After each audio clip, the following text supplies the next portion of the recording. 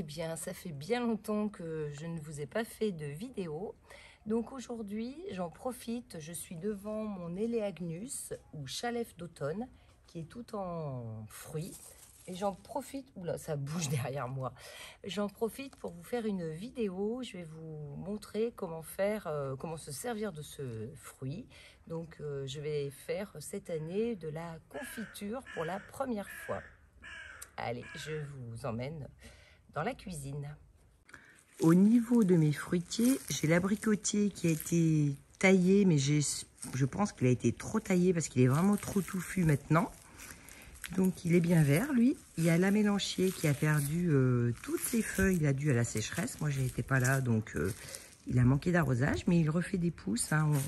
On voit que c'est parti. Ça redémarre. Hein. On voit des petites pousses, là, par exemple. Et puis, ce que je voulais vous montrer, c'est ce qui est là à côté. C'est le Chalef d'automne ou Eleagnus. Donc, lui, ça fait plusieurs années qu'il est planté. Et c'est la première année où je vois enfin autant de fruits.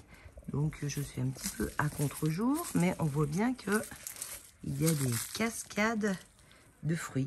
Alors moi j'en ai planté deux. Là on voit que au pied, là c'est tout... Enfin il y a plusieurs troncs, mais il y a deux arbres. Il y en avait un jaune et un rouge, puisqu'il faut qu'ils soient deux pour pouvoir faire des fruits.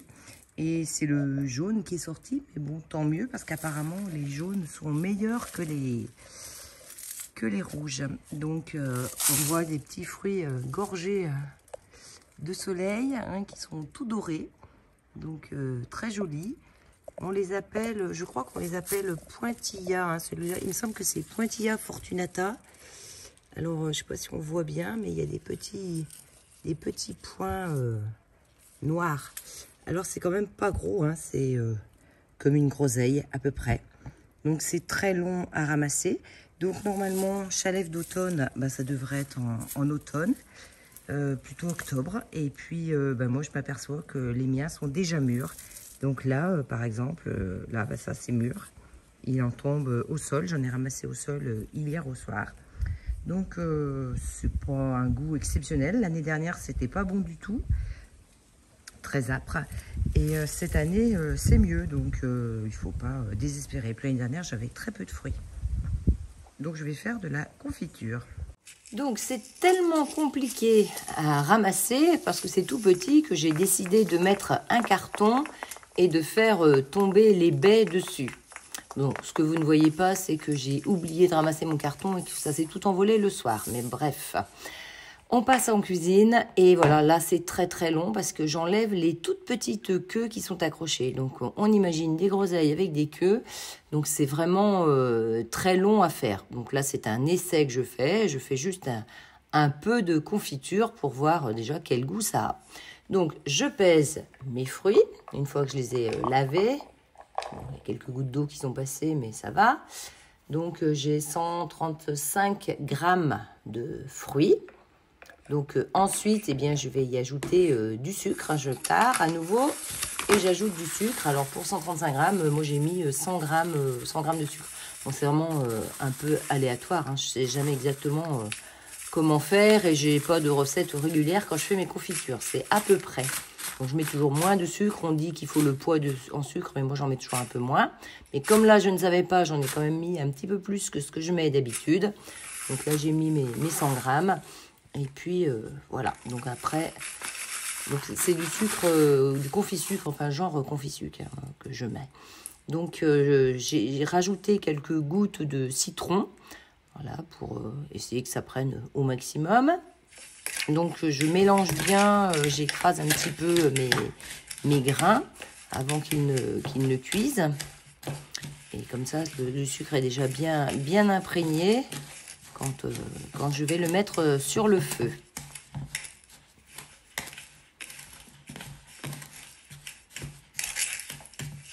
Vous voyez que c'est pas une grosse quantité de confiture. Et tout ça, ça me fera au final un demi-pot de confiture. Donc après, bah, je mets à bouillir. Hein, et puis quand on est à ébullition, eh bien, normalement, il faut laisser... Enfin, c'est suivant la marque du sucre, hein, mais là, moi, c'est 5 minutes après ébullition. Donc, je continue à essayer d'écraser un petit peu. Et comme ça n'écrase pas très bien, je mets un coup de mixeur dedans.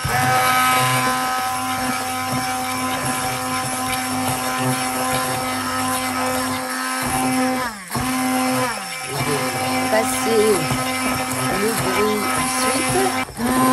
Donc je fais ça plein de petits coups.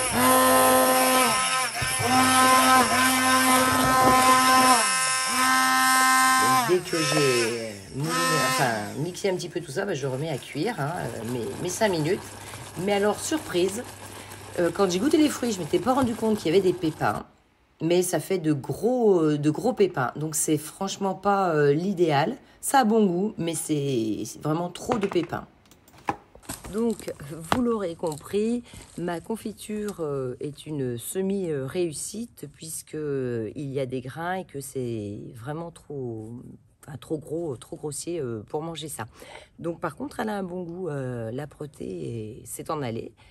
Ça a un bon goût, donc il faut absolument enlever les graines avant de faire cette confiture. Donc je recommencerai une prochaine fois et je passerai au chinois. Enfin, je me débrouillerai pour n'extraire que le jus. Voilà, donc écoutez, je vais vous laisser sur cette vidéo. Pas de recette puisque je viens de vous donner la recette de la confiture. Eh bien, je vous dis à bientôt les jardiniers. Au revoir.